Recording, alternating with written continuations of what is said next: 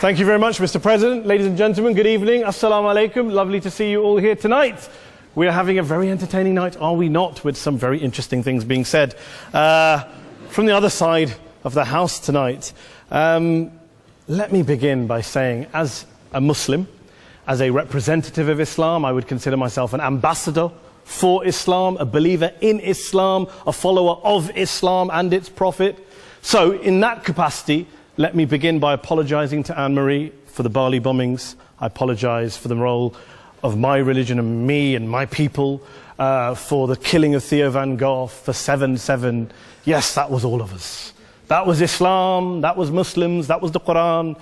I mean, astonishing claims to make in the very first speech tonight, on a day like today, where the Conservative Prime Minister of the United Kingdom is having to come out and point out that these kind of views are anathema. And I believe you're trying to stand for the Labour Party to become an MP in Brighton. If you do, and you make these comments, I'm guessing you'll have the whip withdrawn from you, but then again, UKIP's on the rise, they'll take you, the BNP, they might have something to say about your views. This is what Mehdi Hassan always does. By the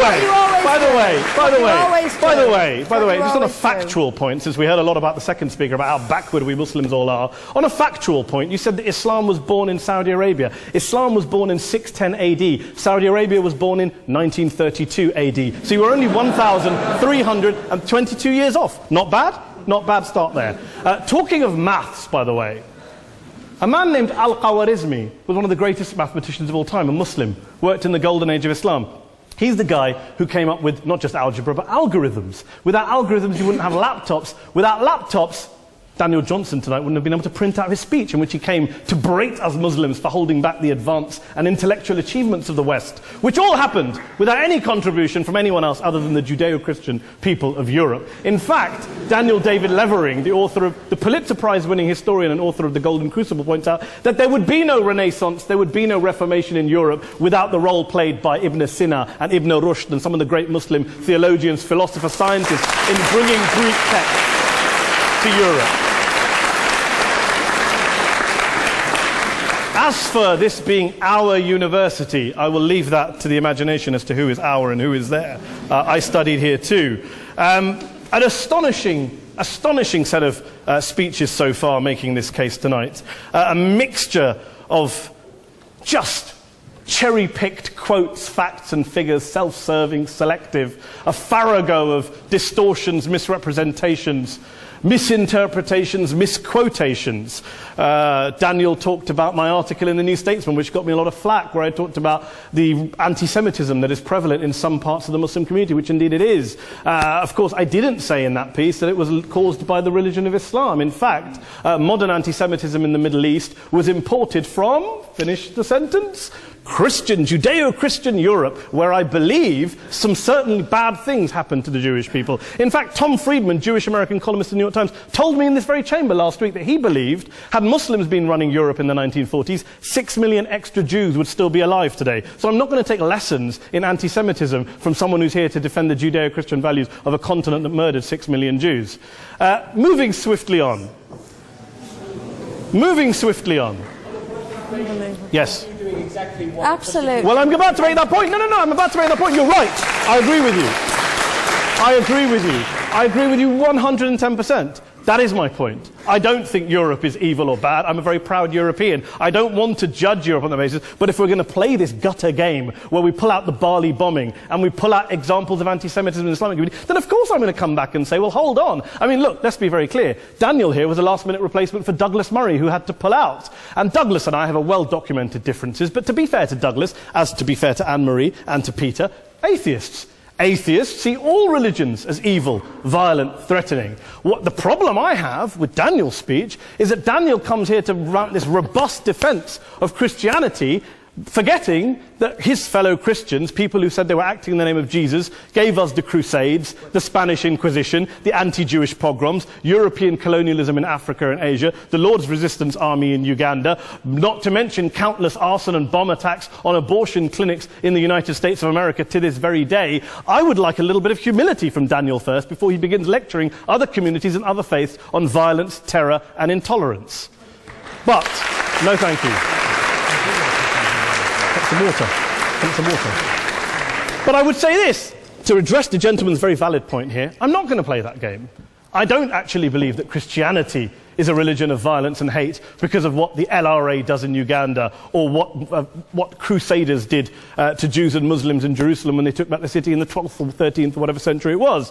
I believe that Christianity, like Islam, like pretty much every mainstream religion, is based on love and compassion and faith. I do follow a religion in which 113 out of the 114 chapters of the Quran begins by introducing the God of Islam as a God of mercy and compassion. I would not have it any other way. I don't follow a religion which introduces my God to me as a God of war, as some kind of Greek God of wrath, as a God of hate and injustice. Not at all. As Adam pointed out, you go through the Quran and you see the mercy and the love and the justice. And yes, you have verses that refer to warfare and violence. Of course it does. This is not a motion about pacifism. I'm not here to argue that Islam is a pacifistic faith. It is not.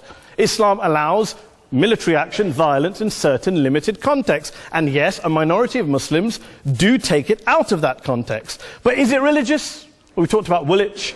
Daniel and Anne-Marie have suggested that it's definitely religion that's behind all of this. Well, actually, what I find so amusing tonight is we're having a debate about Islam. And the opposition tonight have come forward. We have a graduate in law, a graduate in modern history, a graduate in chemistry.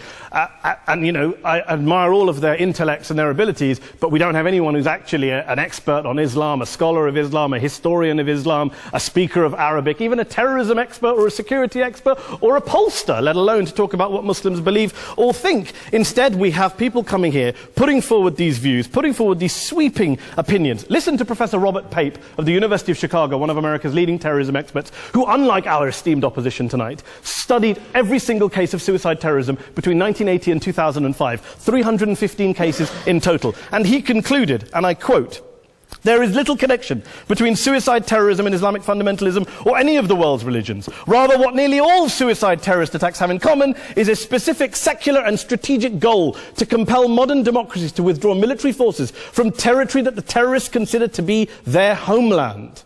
And the irony is, when we talk about terrorism, the irony is that the opposition and the Muslim terrorists, the Al-Qaeda types, actually have one thing in common. Because they both believe that Islam is a warlike, violent religion. They both agree on that. They have everything in common. Osama bin Laden would be nodding along to everything he's heard tonight from the opposition side. He agrees with them. The problem is that mainstream Muslims don't. The majority of Muslims around the world don't. In fact, a gentleman here started quoting all sorts of polls. Gallup carried out the biggest poll of Muslims around the world, of 50,000 Muslims in 35 countries. 93% of Muslims rejected 9/11 and suicide attacks. And of the 7% who didn't, they all, when polled and focus grouped, cited political reasons for their support for violence, not religious reasons. And as for Islamic scholars and what they say, well, Daniel talks about our University of Oxford. We'll go down to Oxford Centre for Islamic Studies, get hold of a man named Sheikh Afifi al-Akiti, who is a massively well-credentialed and well-respected Islamic scholar, who has studied across the world, who in the days after 7/7 published a fatwa denouncing terrorism in the name of Islam, calling for the protection of all non-combatants at all times, and describing suicide bombings as an innovation with no basis in Islamic law. Go and listen to Sheikh Tahir al-Qadri, one of Pakistan's most famous Islamic scholars, who published a 600-page fatwa condemning the killing of all innocents and all suicide bombings unconditionally without any ifs or buts.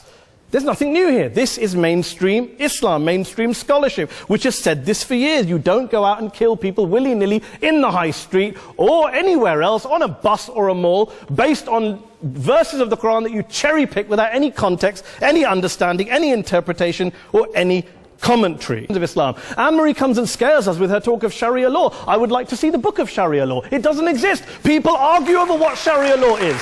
And you empower the extremists by saying there is only one version. You empower them all. I don't believe you took any interruptions, Anne-Marie, so I think you should stay there for a moment. Here's what we're dealing with. Here's what we're dealing with. I took your point. Here we are dealing with a 1400-year-old global religion, followed by 1.6 billion people in every corner of the world, a quarter of humanity, of all backgrounds, cultures, ethnicities. And yet the opposition tonight wants to generalize, stereotype, smear, in order to desperately win this debate. And here's my question, if we're going to generalize and smear. If, okay, people say yesterday's bombers, and we've got to be careful, there's a trial going on, were yesterday's attackers, motivated by Islam? Big debate. I don't believe they were. Let's say they were. Let's say Faisal Shahzad, the Times Square bomber, was motivated by Islam. Let's assume, for sake of argument, that Richard Reeves, the shoe bomber, was motivated by Islam.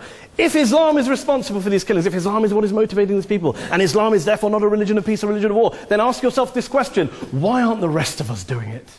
Why is it such a tiny minority of Muslims are interpreting their religion in the way that the opposition claim they are? Let's assume there are 16,000 suicide bombers in the world. There aren't. Let's assume there are for the sake of argument.